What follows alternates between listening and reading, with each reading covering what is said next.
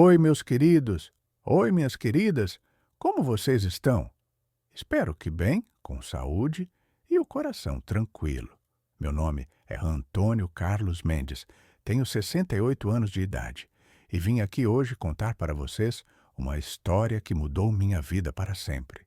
Uma história sobre amor que virou, sobre confiança traída da pior forma possível, sobre como quase morri nas mãos da pessoa que jurou me amar até a morte. Antes de começar a contar minha história, queria fazer um pedido especial para vocês que estão me assistindo agora. Me contem aqui, nos comentários, de qual cidadezinha vocês estão me assistindo esse vídeo e em que horinha do dia vocês encontraram ele. É de manhãzinha bem cedo, tomando aquele cafezinho? É na hora do almoço, dando uma descansada? Ou já é de tardezinha, quando o dia está terminando?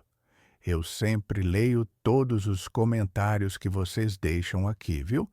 E fico muito feliz, muito mesmo, em saber de onde vocês são e que hora do dia vocês tiram um tempinho para ouvir as histórias que eu tenho para contar. Me conta, viu, meus queridos? E se vocês puderem, cliquem naquele botãozinho vermelho ali embaixo para se inscrever no canal e ativem o sininho também para não perder nenhuma das minhas histórias. Isso ajuda demais o canal a crescer e a levar essas mensagens para mais gente. Hoje eu vou contar para vocês uma história que é minha, mas que ao mesmo tempo é sobre como o amor pode nos cegar, sobre como pessoas más se disfarçam de anjos, sobre como quase perdi tudo, minha vida, minha família, minha sanidade, para uma mulher que só queria meu dinheiro. É uma história que tem traição, que tem envenenamento, que tem manipulação psicológica, mas que também tem justiça divina acontecendo de uma forma que ninguém esperava. E quero que vocês fiquem até o final, porque o desfecho dessa história, o que aconteceu com essa mulher, foi algo tão impressionante que até hoje me dá arrepios quando lembro. Então, peguem seu cafezinho ou seu chimarrão, se acomodem aí e vamos juntos relembrar essa época da minha vida que começou com um casamento que parecia bênção e terminou com uma revelação que mostrou a verdadeira face do mal.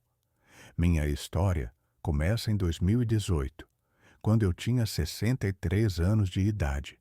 Eu era viúvo havia 3 anos. Minha primeira esposa, Margarida, tinha falecido de câncer em 2015, depois de 38 anos de casamento. Foi uma perda devastadora, meus queridos. A gente tinha construído uma vida juntos, criado 3 filhos, vencido tantas dificuldades. E, de repente, ela se foi, me deixando sozinho numa casa grande e vazia. Eu tinha me aposentado como engenheiro civil em 2010, depois de trabalhar 40 anos na mesma empresa de construção. Tinha uma aposentadoria boa, tinha economias guardadas, tinha a casa quitada num bairro nobre de Campinas, tinha 2 apartamentos alugados que me davam renda extra. Não era milionário, mas era confortável, sabe? Podia viver bem sem preocupações financeiras. Meus 3 filhos, Roberto, Cristina e Paula, já eram adultos, casados com suas próprias famílias. O Roberto tinha 40 anos, era médico, morava em São Paulo. A Cristina tinha 37, era advogada, morava em Campinas mesmo. A Paula, a caçula, tinha 35, professora universitária, morava no Rio de Janeiro. Depois que a Margarida faleceu, eles ficaram preocupados comigo. Me visitavam toda semana, me ligavam todo dia, sempre perguntando se eu estava bem, se estava comendo direito, se precisava de alguma coisa. Pai, a gente não gosta de te ver sozinho nessa casa grande, a Cristina dizia. Por que o senhor não vende e compra um apartamento menor? ou vem morar perto de mim. Não, filha. Essa casa tem a memória da sua mãe em cada canto. Não consigo me desfazer dela ainda. Mas a solidão pesava, meus queridos. Pesava muito. Eu acordava sozinho, tomava café sozinho, passava o dia inteiro sozinho vendo televisão ou lendo jornal. Jantava sozinho, dormia sozinho. A casa que antes era cheia de vida, de risadas, de conversas, agora era um mausoléu silêncio. Foi quando a Cristina teve uma ideia. Pai, por que o senhor não volta a frequentar a igreja? O senhor sempre foi católico, sempre foi devoto. Depois que a mãe morreu, o senhor parou de ir na missa. Volta, pai. Vai te fazer bem. Vai te colocar para fora de casa. Vai te colocar em contato com outras pessoas. Pensei naquilo. Era verdade, eu tinha me afastado da igreja depois da morte da Margarida. Estava com raiva de Deus, se quer saber. Raiva por ter levado minha esposa. Raiva por me deixar sozinho. Mas talvez fosse hora de voltar, de buscar consolo na fé de novo. Comecei a frequentar a paróquia Nossa Senhora Aparecida, perto de casa, nas missas de domingo. No começo ia sozinho, sentava lá no fundo, acompanhava a missa e ia embora. Mas aos poucos fui me integrando, conversando com outras pessoas da comunidade, participando de grupos de oração, de eventos da igreja. Foi num desses eventos, um almoço beneficente em junho de 2018, que conheci Eliane. Ela estava servindo comida para os idosos da comunidade, com um sorriso doce no rosto, toda delicada e atenciosa. Era uma mulher bonita, bem mais nova que eu. Depois descobri que tinha 48 anos, 15 anos mais nova. Cabelo castanho, olhos claros, jeito meigo de falar. "O senhor quer mais um pouquinho de arroz?" Ela perguntou quando passei com meu prato na fila. "Pode ser, obrigado. Primeira vez que vejo o senhor por aqui. É novo na paróquia. Voltei a frequentar há pouco tempo. Fiquei afastado uns anos. Que bom que voltou. A casa de Deus sempre tem espaço para todos." Conversamos mais um pouco. Ela me contou que era viúva também, que o marido tinha falecido num acidente de trabalho 5 anos atrás, que tinha uma filha de 25 anos que já era casada e morava em outra cidade. Contou que trabalhava como secretária numa escola particular, que morava sozinha num apartamento alugado. "Então somos companheiros de solidão", eu disse. Ela sorriu tristemente. "Infelizmente, são muitos os que perdem seus companheiros cedo demais." Começamos a conversar mais nos eventos da igreja. Ela sempre tão simpática, tão prestativa, tão interessada em saber como eu estava. Perguntava da minha saúde, dos meus filhos, da minha vida. Eu me sentia acolhido, sabe? Depois de tanto tempo sozinho, era bom ter alguém que demonstrava interesse genuíno por mim. Algumas semanas depois, ela me convidou para tomar um café depois da missa de domingo. Aceitei. Fomos numa cafeteria perto da igreja, conversamos por horas. Ela me contou mais sobre a vida dela, sobre como tinha sido difícil ficar viúva jovem, sobre como a filha era sua alegria, sobre como a fé tinha sido seu sustento. "O senhor é um homem de muita fé também, dá para ver", ela disse, olhando nos meus olhos. "Homens como o senhor são raros hoje em dia. Homens de família, trabalhadores, honestos, tementes a Deus." Fiquei lisonjeado. Que homem não fica quando uma mulher bonita fala essas coisas? Começamos a nos encontrar regularmente, sempre na igreja, sempre em lugares públicos, sempre muito respeitoso. Ela nunca foi atirada, nunca foi vulgar. Tudo muito devagar, muito natural. Depois de uns 2 meses, comecei a perceber que estava desenvolvendo sentimentos por ela. Sentia falta quando não havia. Ficava ansioso esperando o próximo encontro. Pensava nela durante o dia, mas sentia culpado também. Era traição à memória da Margarida? Era cedo demais? O que meus filhos iam pensar? Foi a própria Eliane quem trouxe o assunto. Estávamos sentados num banco da praça perto da igreja, numa tarde de domingo, quando ela pegou minha mão. Antônio, posso te falar uma coisa? Claro, eu tenho desenvolvido sentimentos por você. Sei que pode parecer cedo, sei que você ainda está de luto pela sua esposa, mas não consigo negar o que sinto. Você é um homem maravilhoso, e eu seria muito feliz se pudéssemos ter algo mais sério. Meu coração disparou. Ela tinha verbalizado exatamente o que eu estava sentindo. Eliane, eu também tenho sentido isso, mas tenho medo. Medo de estar traindo a memória da Margarida. Medo do que meus filhos vão pensar. A Margarida ia querer que você fosse feliz de novo, não ia? Ela ia querer que você passasse o resto da vida sozinho, sofrendo? Tinha razão. A Margarida sempre dizia, quando estava doente, que se algo acontecesse com ela, ela queria que eu recomeçasse, que encontrasse alguém, que não ficasse sozinho. E seus filhos, se realmente te amam, vão querer sua felicidade acima de tudo. Eliane continuou. Decidi apresentar a Eliane para meus filhos. Marquei um almoço de domingo na minha casa. Chamei os três. Quando contei que tinha conhecido alguém e queria apresentar, a reação foi mista. A Paula, a caçula, ficou feliz. Que bom, pai! Fico feliz que o senhor encontrou alguém. A gente se preocupa com o senhor sozinho nessa casa.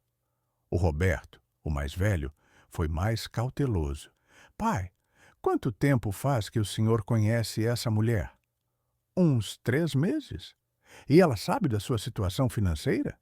Sabe que sou aposentado, que tenho a casa quitada. Pai, com todo respeito, mas o senhor precisa ter cuidado. Tem muita gente má por aí que se aproveita de viúvos recentes. Roberto, não fala assim. A Eliane é uma mulher de igreja, uma mulher de fé. Ela também é viúva, também passou pelo que passei. A Cristina ficou em silêncio a maior parte do tempo, apenas observando. No final ela disse, Pai, a gente só quer que o senhor seja feliz, mas promete que vai com calma? Não toma nenhuma decisão precipitada? Prometo, filha. Quando a Eliane chegou para o almoço, ela estava impecável. Vestido discreto, maquiagem leve, um presente simples, mas carinhoso para cada um. Um livro de orações para Paula, uma gravata para Roberto, uma pulseira delicada para Cristina. Durante o almoço, ela foi encantadora. Falou sobre a fé, sobre família, sobre valores tradicionais. Elogiou a comida que eu tinha preparado, elogiou a casa, elogiou os filhos, dizendo que eu devia ser muito orgulhoso deles. A Paula se encantou com ela rapidamente. O Roberto manteve uma postura educada, mas distante. Mas foi a Cristina que me preocupou. Ela mal falou com a Eliane. Ficou observando ela o tempo todo com uma expressão que não consegui decifrar. Depois que a Eliane foi embora, antes dos filhos saírem, a Cristina me pediu para conversar a sós. Pai, vou ser direta. Não gostei dela. Por quê? Ela foi tão educada, tão simpática. Educada demais. Simpática demais. Parece ensaiado, sabe? Como se ela estivesse representando um papel. Cristina, você está sendo injusta. Ela estava nervosa, querendo causar boa impressão. É natural. Pai, eu sou advogada há 15 anos, lido com gente manipuladora todo dia e tem algo nela que me dá má sensação. Por favor, vai devagar, não se precipita. Fiquei chateado com a Cristina. Achei que era ciúme, medo de que outra mulher tomasse o lugar da mãe. Não dei ouvidos ao aviso dela. Continuei meu relacionamento com a Eliane. Ela era perfeita, atenciosa, carinhosa, sempre preocupada comigo. Me ligava todos os dias. Perguntava se eu tinha tomado meus remédios. Eu tomava remédio para pressão e colesterol. Se tinha comido bem, se estava precisando de alguma coisa. Nos fins de semana, ela ia na minha casa e cozinhava para mim. Fazia aqueles almoços deliciosos. Dizia que um homem sozinho não sabia cuidar de si mesmo direito. Eu me sentia cuidado, amado, importante de novo. 6 meses depois de termos começado a namorar, em dezembro de 2018, eu pedi ela em casamento. Fiz o pedido tradicional, de joelhos, com anel e tudo. Ela chorou, disse que sim, que ia me fazer o homem mais feliz do mundo. Quando contei para os meus filhos, a reação foi a mesma de antes. Paula feliz, Roberto cauteloso, Cristina visivelmente contrariada. Pai, 6 meses é muito pouco tempo. Por que tanta pressa? Cristina questionou. Filha, eu tenho 63 anos, não tenho tempo a perder. Encontrei uma mulher boa que me ama e que eu amo. Quero aproveitar o tempo que me resta ao lado dela. Pai, pelo menos faz um contrato pré-nupcial. Protege seu patrimônio. Isso é ofensivo, Cristina. Parece que estou achando que ela quer me roubar. Ela não é assim. Pai, não é questão de achar ou não. É prudência, é proteção. Mas eu não quis ouvir. Estava apaixonado, cego, surdo para qualquer sinal de alerta. Casamos em março de 2019, numa cerimônia bonita na paróquia, com a bênção do padre Joaquim, que conhecia nós dois. Teve missa de casamento completa, teve festa pequena, mas elegante, num salão. Meus filhos foram, mas dava para ver que não estavam felizes. Principalmente a Cristina, que passou a cerimônia inteira com cara fechada. A filha da Eliane, a Júlia, também foi. Uma moça bonita, mas fria. Mal conversou comigo, mal sorriu.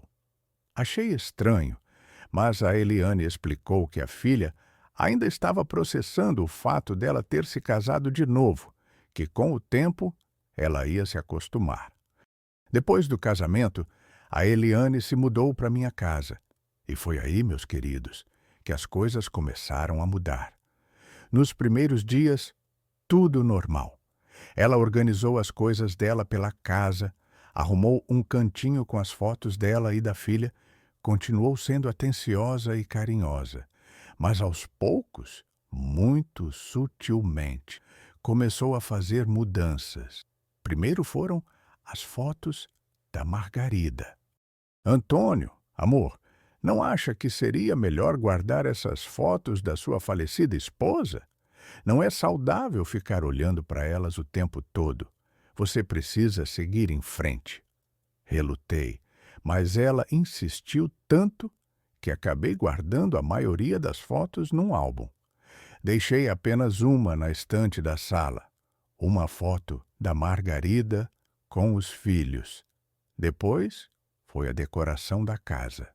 Antônio, essa casa está com cara de velha. Vamos modernizar um pouco?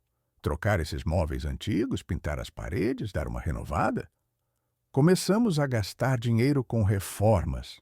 Ela escolhia tudo. A cor das paredes, os móveis novos, a decoração. Tudo caro, tudo do melhor. Quando eu questionava o preço, ela dizia: Amor, você trabalhou a vida inteira. Merece ter conforto agora. Não seja mão de vaca. Depois, começou a se envolver com as finanças. Antônio, deixa eu te ajudar a organizar as contas. Eu sempre fui boa com dinheiro. Trabalhei em banco antes de ir para a escola. Posso otimizar seus investimentos. Garantir que você não está pagando taxas desnecessárias. Dei a ela acesso às minhas contas bancárias. Foi meu primeiro erro grave. Meus filhos perceberam as mudanças quando foram me visitar. A Cristina olhou ao redor da sala, agora completamente diferente, e perguntou: Pai, cadê as coisas da mãe? Cadê as fotos dela?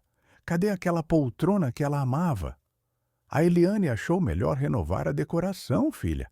A poltrona estava velha, doei para a igreja. Pai, essa era a poltrona da mãe. Ela sentava ali todo dia para fazer crochê. E o senhor doou? Cristina, não começa. Sua mãe já se foi.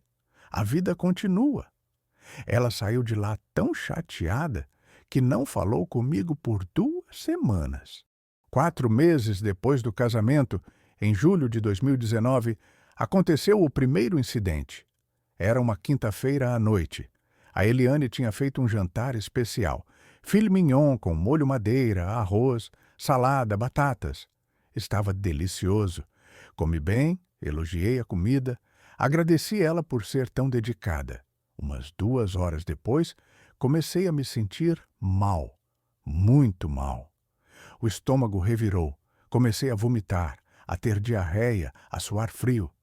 Fiquei tão fraco que mal conseguia ficar de pé. A Eliane ficou apavorada. Meu Deus, Antônio, você comeu algo estragado? Vou te levar para o hospital. Ela me levou correndo para o pronto-socorro. Lá, os médicos fizeram exames, deram soro, medicação para enjoo. Concluíram que era intoxicação alimentar. Provavelmente algum alimento mal conservado. O médico disse: o senhor é idoso, tem que ter cuidado redobrado com a procedência do que come. Fiquei internado por 2 dias.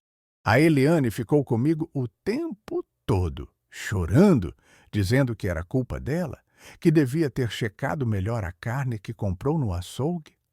Meus filhos foram me visitar. A Cristina perguntou detalhes do que eu tinha comido. Quando tinha comido? Não falou nada além disso. Tive alta. Voltei para casa. Fiquei uma semana de repouso, me recuperando. A Eliane cuidou de mim com toda a dedicação. Sopas leves, chás, me dava os remédios nos horários. Desculpa, eu nunca vou me perdoar por ter te dado comida estragada. Não foi sua culpa, Eliane. Foi acidente. Pode acontecer com qualquer um. 2 meses depois, em setembro, aconteceu de novo. Dessa vez, foi num domingo. Tinha tido um almoço de aniversário do meu neto, filho do Roberto, na casa dele. A Eliane tinha levado uma torta que ela mesma fez. Uma torta de morango linda, decorada. Todo mundo comeu e elogiou, mas à noite, quando chegamos em casa, comecei a passar mal de novo. Mesmos sintomas: vômito, diarreia, fraqueza extrema. De volta ao hospital, de novo internado, de novo intoxicação alimentar. Que estranho, o médico disse. É a segunda vez em 2 meses. O senhor tem alguma alergia alimentar que não saiba? Não que eu saiba. Nunca tive. A Cristina, quando soube, foi me visitar no hospital com uma expressão muito séria. Pai, preciso falar com o senhor, a sós. A Eliane, que estava no quarto comigo, se levantou. Claro, Cristina, vou ali pegar um café. Quando ela saiu, a Cristina fechou a porta e olhou para mim.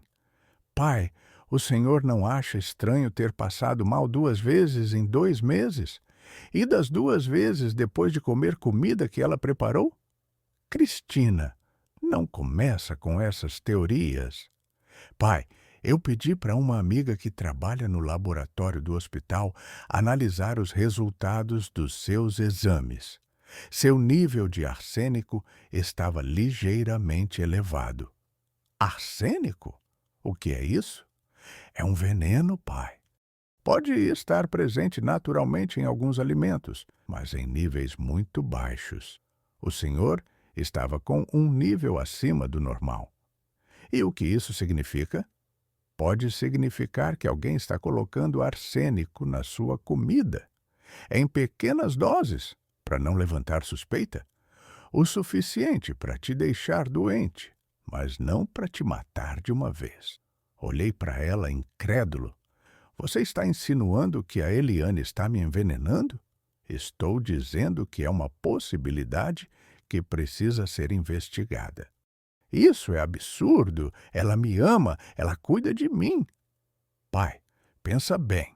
Desde que ela entrou na sua vida, ela tomou o controle de tudo, da decoração da casa, das suas finanças, da sua rotina. Ela sabe quanto dinheiro o senhor tem, sabe que a casa está no seu nome, sabe que, se o senhor morrer, ela herda tudo como esposa. Chega, Cristina! Não vou ouvir mais essas acusações infundadas contra minha esposa. Pai, sai daqui, agora! Ela saiu chorando.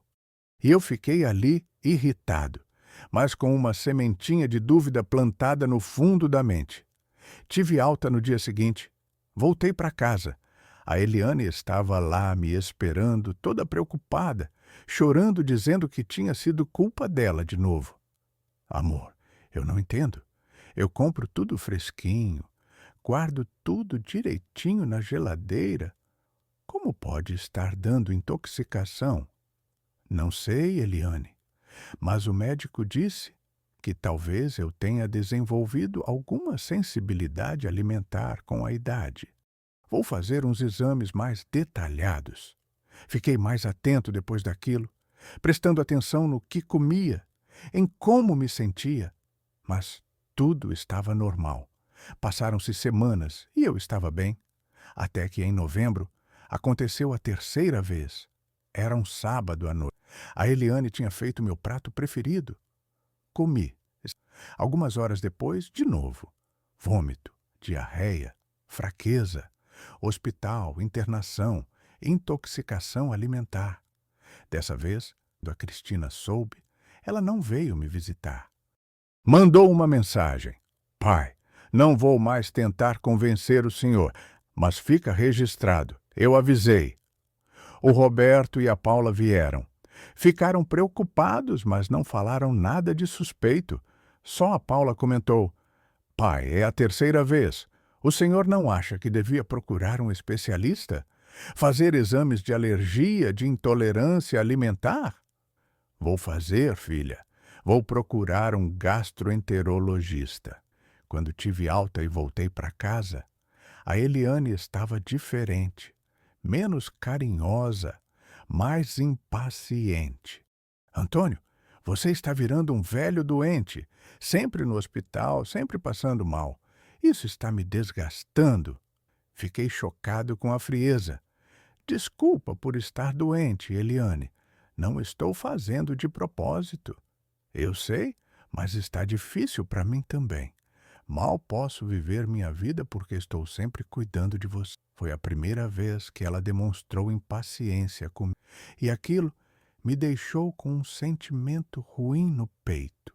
Comecei a ficar mais atento, a observar e percebi coisas. Percebi que quando ela cozinhava para mim, ela nunca comia da mesma panela. Sempre fazia um prato separado para ela. Por que você não come do mesmo que prepara para mim? Perguntei uma vez. Porque estou de dieta, amor. Estou tentando perder uns quilinhos. Faço comida mais leve para mim. Mas a semente de dúvida estava crescendo. Uma noite, fingi que estava dormindo e vi ela saindo do quarto às 2 da madrugada. Levantei silêncio e segui ela. Ela desceu até a cozinha, abriu um dos armários superiores, aqueles bem altos que eu não alcançava sem escada, e tirou uma garrafinha pequena de lá. Não consegui ver o que era porque estava escuro. Ela colocou alguma coisa num pote de plástico que estava na geladeira. Era a minha comida do dia seguinte, que ela sempre deixava pronta. Depois guardou a garrafinha de volta no armário e voltou para o quarto. Fiquei ali na escuridão, com o coração disparado. Será que a Cristina estava certa? Será que ela estava mesmo me envenenando? No dia seguinte, esperei ela sair para fazer compras. Peguei a escada, subi, abri o armário superior. Lá no fundo, escondida atrás de uns potes de mantimentos, estava a garrafinha. Peguei ela com a mão tremendo. Li o rótulo. Era arsênico. Veneno de rato. Meu mundo desabou naquele momento, meus queridos. Minha esposa, a mulher que jurou me amar na doença e na saúde, estava me envenenando. As 3 intoxicações não tinham sido acidente. Tinham sido tentativas de homicídio. Desci da escada com as pernas bambas, sentei na cadeira da cozinha, segurando aquela garrafinha, tentando processar aquela realidade horrível. Ela ia me matar. Aos poucos, de forma que parecesse natural, doença de velho. E ia herdar tudo. A casa, economias, os aluguéis dos apartamentos. Tinha me seduzido, tinha encenado a mulher perfeita de igreja, a viúva sofrida, tinha esperado eu me apaixonar, casar, e agora estava me matando. Peguei meu celular e liguei para Cristina. Filha, você tinha razão, ela está me envenenando. Achei o veneno aqui. Ouvi ela prender a respiração do outro lado. Pai, sai daí agora. Pega suas coisas e sai. Vem para minha casa. E ela? Vou deixar ela aqui? Pai, ela está tentando te matar. Esquece ela. Vem embora. Mas eu não conseguia. Precisava confrontar ela. Precisava ouvir da boca dela o porquê. Precisava entender como alguém podia fazer isso. Quando a Eliane voltou das compras, eu estava sentado na sala, com a garrafinha de arsênico na mesa na frente de mim. Ela entrou com as sacolas, me viu, viu a garrafinha e ficou pálida.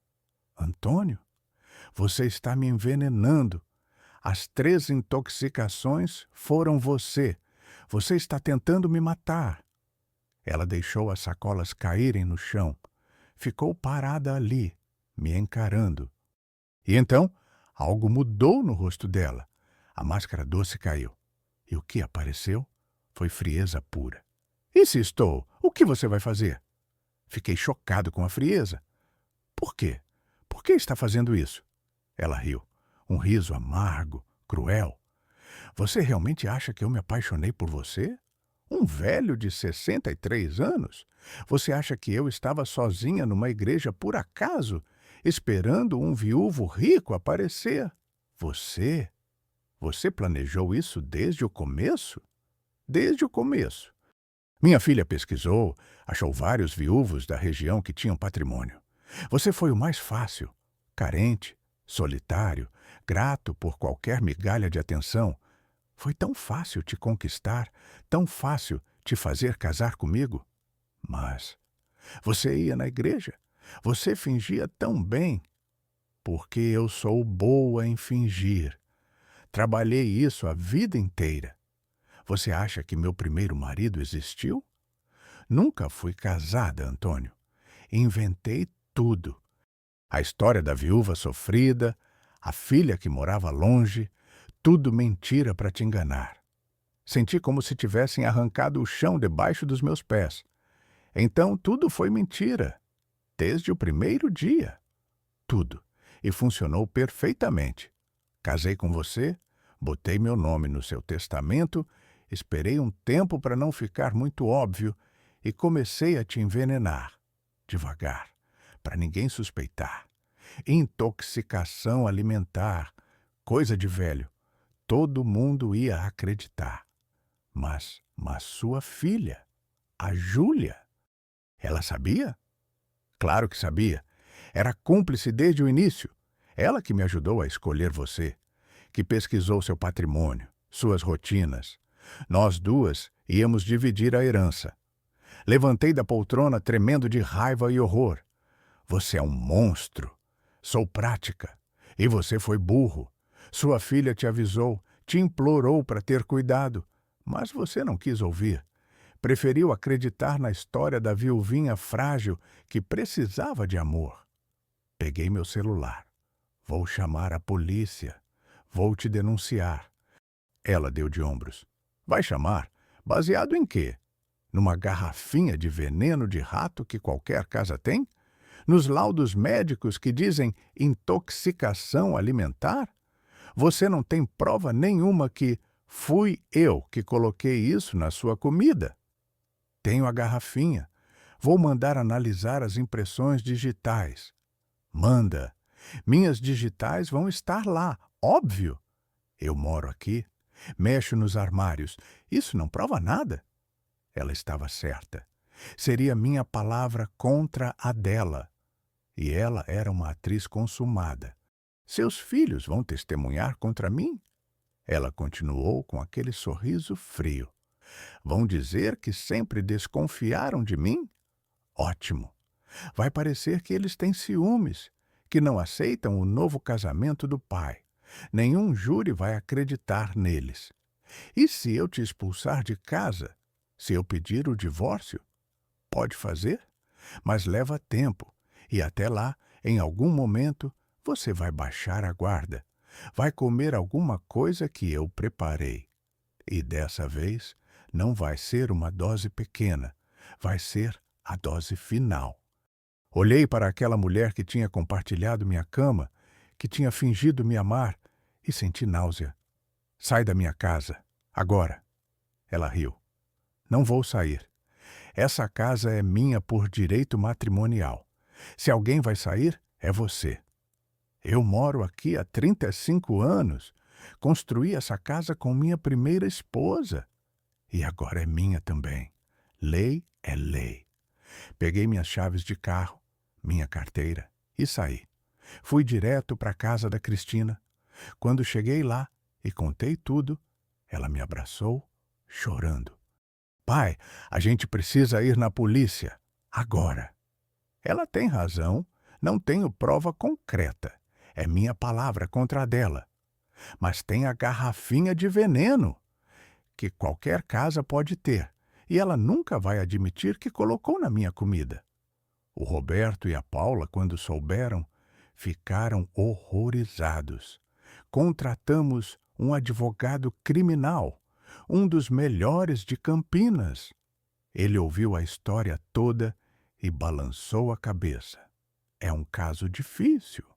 Vocês têm suspeitas, têm a garrafinha, mas não têm prova direta de que ela administrou o veneno. Os laudos médicos dizem intoxicação alimentar, não envenenamento por arsênico. Mas os exames do meu pai mostraram arsênico elevado.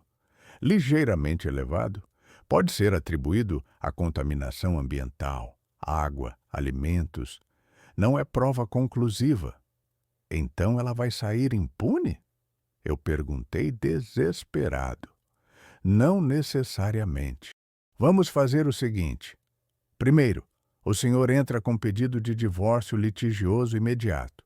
Segundo, a gente entra com medida protetiva impedindo ela de se aproximar do senhor. Terceiro, a gente faz um boletim de ocorrência detalhado sobre as suspeitas de tentativa de homicídio. A polícia vai investigar e talvez encontre algo. Fizemos tudo isso. O pedido de divórcio foi protocolado. A medida protetiva foi concedida. Ela não podia chegar perto de mim. O boletim de ocorrência foi feito. A reação da Eliane foi exatamente o que ela tinha previsto. Ela foi na delegacia, chorou, fez papel de vítima. Meu marido está senil, está com problemas mentais. Os filhos dele nunca aceitaram nosso casamento, estão colocando ideias na cabeça dele. Eu nunca tentei matar ninguém. Sou uma mulher de Deus. Frequento a igreja, trabalho com caridade. Isso é uma injustiça. E sabe o que é pior, meus queridos? Muita gente acreditou nela. Na paróquia, onde éramos conhecidos, as pessoas começaram a falar. Coitada da Eliane. Casou com aquele velho e agora os filhos querem expulsar ela. Ela é tão dedicada, tão piedosa, não pode ser má. Os filhos devem estar com medo de perder a herança. O padre Joaquim, que tinha celebrado nosso casamento, foi visitar a Eliane. Ela chorou no ombro dele. Contou que estava sendo perseguida injustamente, que eu tinha mudado depois do casamento, que estava confuso, que os filhos estavam me manipulando. Quando o padre me procurou, eu contei minha versão, mas dava para ver que ele estava em dúvida sobre em quem acreditar. Antônio, você tem certeza disso tudo? São acusações muito graves. Estou surpreso porque a Eliane sempre me pareceu uma mulher tão devota, tão bondosa. Padre, ela é boa atriz? Enganou a mim, está enganando o senhor, está enganando todo mundo. Mas você tem provas? Achei veneno escondido no armário dela. Ela admitiu para mim quando confrontei. Admitiu sozinha, sem testemunhas? Sim. Ele suspirou. Antônio, vou rezar por você e por ela. Que Deus ilumine vocês dois e revele a verdade. Meus filhos começaram a sofrer também. A Cristina era advogada conhecida na cidade e começaram a olhar torto para ela. É a filha que está processando a madrasta inocente. O Roberto, que era médico, teve pacientes cancelando consultas. A Paula, lá no Rio, sofria menos, mas também ouvia comentários quando vinha visitar. Pai, a gente não liga para fofoca, a Cristina dizia. O importante é te proteger. O processo de divórcio se arrastava. A Eliane tinha contratado um advogado e estava lutando para ficar com metade de tudo. Metade da casa, metade das economias, pensão vitalícia. Alegava que tinha abandonado o trabalho dela para cuidar de mim, que merecia ser compensada.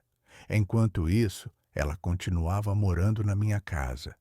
Por ordem judicial, ela não podia se aproximar de mim, mas a casa ainda era considerada residência conjugal dela também. Eu estava morando com a Cristina, dormindo no quarto de hóspede, aos 64 anos, expulso da minha própria casa pela mulher que tentou me matar. A investigação policial não estava indo a lugar nenhum. Sem provas concretas, sem flagrante, sem confissão gravada, não havia o que fazer. O delegado me disse com pena: Senhor Antônio, eu acredito no Senhor, mas justiça precisa de prova, não de crença. Estava tudo perdido. Ela ia sair impune. Ia ficar com metade do meu patrimônio no divórcio. Ia continuar fingindo ser vítima. E eu ia ficar com a fama de velho senil que acusou a esposa injustamente. Foi quando, 3 meses depois de eu ter saído de casa, em fevereiro de 2020, aconteceu algo que ninguém esperava. A Cristina me ligou numa manhã de sexta-feira, a voz tremendo. Pai, você precisa vir aqui, agora, rápido. O que aconteceu? A Eliane está no hospital, em estado grave. Meu coração disparou. O que aconteceu com ela? Intoxicação, envenenamento por arsênico. Cheguei no hospital correndo. A Cristina estava lá. O Roberto também. Encontramos a filha da Eliane, a Júlia, no corredor, chorando. O que aconteceu? Perguntei. Ela me olhou com ódio. Você fez isso com ela? Você envenenou minha mãe. Eu não fiz nada, nem estou morando na mesma casa que ela. O médico saiu do quarto nesse momento. Familiares da senhora Eliane? Eu sou a filha dela, Júlia disse. Como ela está? Grave. Ela ingeriu uma quantidade significativa de arsênico. Estamos fazendo lavagem, mas o quadro é crítico. Ela pode não resistir. Mas como isso aconteceu? Roberto perguntou.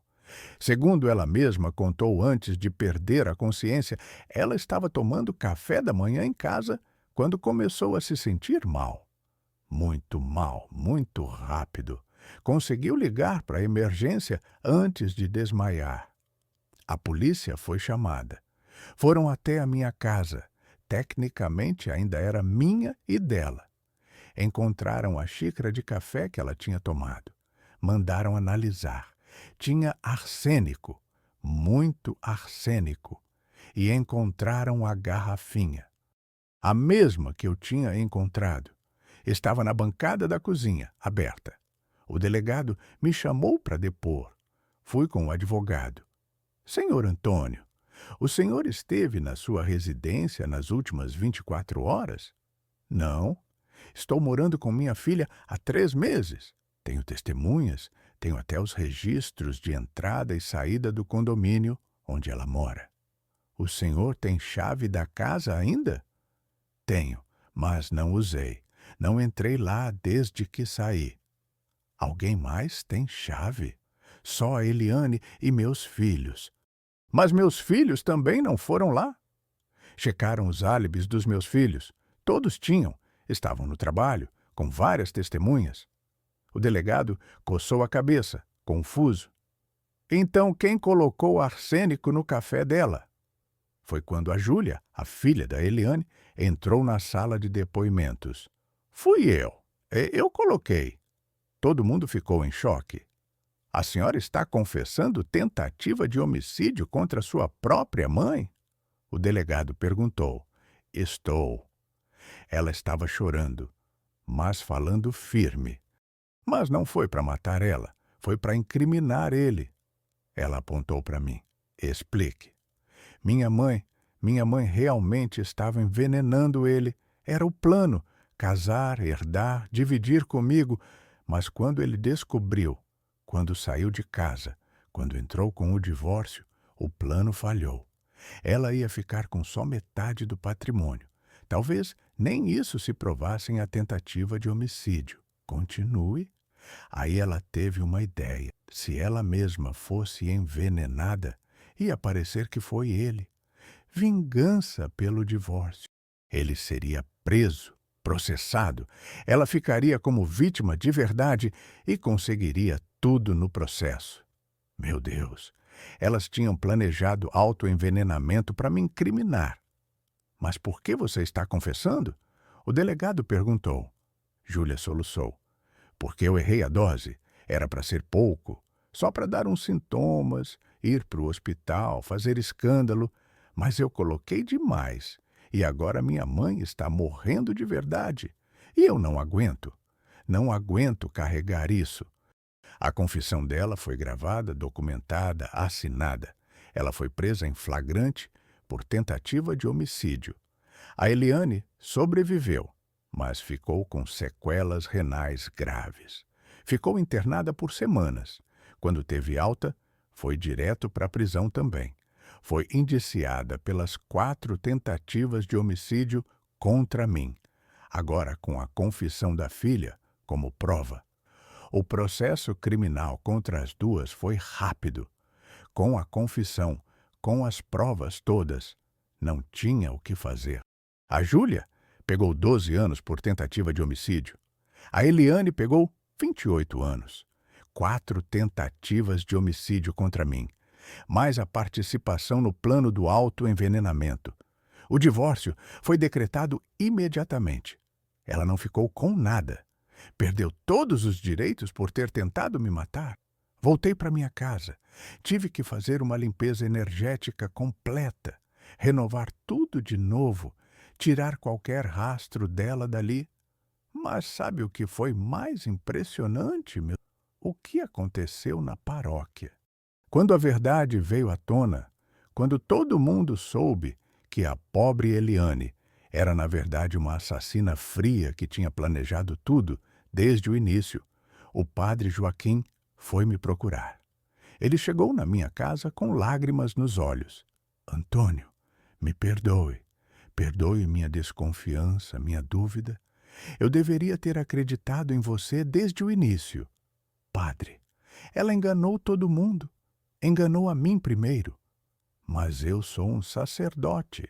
Deveria ter discernimento espiritual. E falhei. Fizemos uma missa especial na paróquia, de ação de graças, pela minha vida ter sido poupada. O padre pregou sobre lobos em pele de cordeiro, sobre como o mal pode se disfarçar de bondade, sobre como precisamos de sabedoria divina para discernir. Havia entre nós, ele disse do púlpito.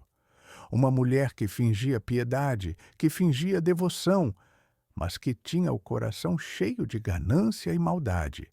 Ela enganou a todos nós, mas Deus, em sua justiça infinita, permitiu que a verdade viesse à tona, que a maldade se voltasse contra ela mesma. Porque está escrito: quem cava uma cova para o outro, nela mesmo cairá. E foi exatamente isso que aconteceu, meus queridos. A Eliane cavou uma cova para mim durante meses, me envenenando aos poucos. E no final, foi ela quem caiu na própria cova, envenenada pela própria filha no plano maligno que elas mesmas criaram. Isso é justiça divina. Isso é Deus agindo quando menos esperamos. Hoje, 5 anos depois, eu tenho 70 anos. Estou bem, saudável. Moro sozinho na minha casa de novo. Meus filhos me visitam regularmente. A Cristina me faz companhia quase todo dia. Não casei de novo. Não namoro. Não quero. Aquela experiência me traumatizou profundamente. Tenho medo de confiar de novo, de acreditar de novo. Prefiro ficar sozinho do que arriscar passar por aquilo outra vez.